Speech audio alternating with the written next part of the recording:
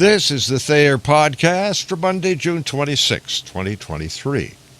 4 months, no longer than that. People have been asking me, when will this stop? I've been telling them after the 2024 presidential elections. I'd like to tell you why.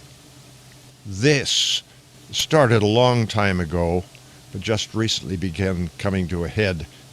It began during the same period that Saul Alinsky wrote his political masterpiece, Rules for Radicals.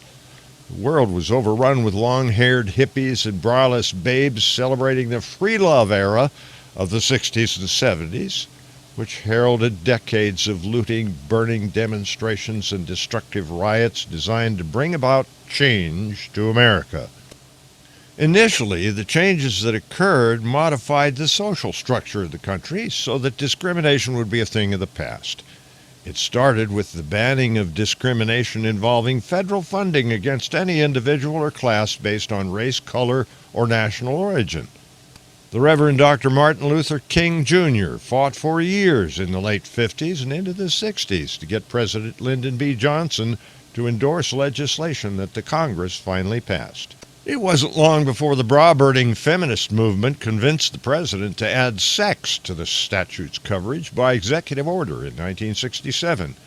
Over many years, the law came to include, in alphabetical order, age, color, disability, national origin, race, religion, and sex.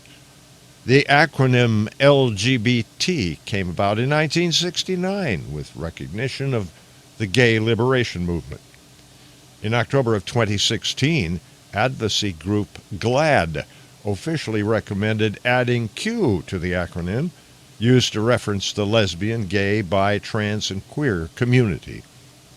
Then on June 15th of 2020, the U.S. Supreme Court held that Title VII of the Civil Rights Act reference to sex encompasses discrimination based on sexual orientation and gender identity. Of course, this took decades, but it set the stage for all kinds of legal precedents, giving status to individuals with any number of sexual perversions to demand civil rights that had been, long before the founding of the USA, both civilly illegal and theologically immoral. On January 11th of 2021, the American Bar Association published an article celebrating the human rights hero, the LGBTQ rights movement, in which it proclaimed, from its gay liberation roots to today's nationwide network of activists and supporters, the LGBTQ rights movement has always strived toward progress. We celebrate the movement and every one of its members whose courageous contributions and sacrifices have steadily pushed society in the right direction. Human rights heroes in every sense of the phrase.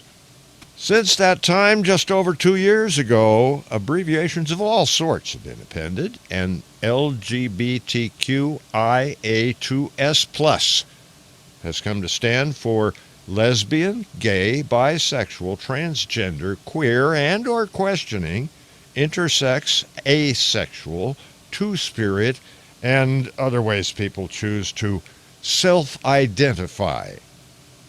I'm asked, when will it stop? I say summer 2025. But then why don't you tell me? Improvise, adapt, overcome. Semper Fi.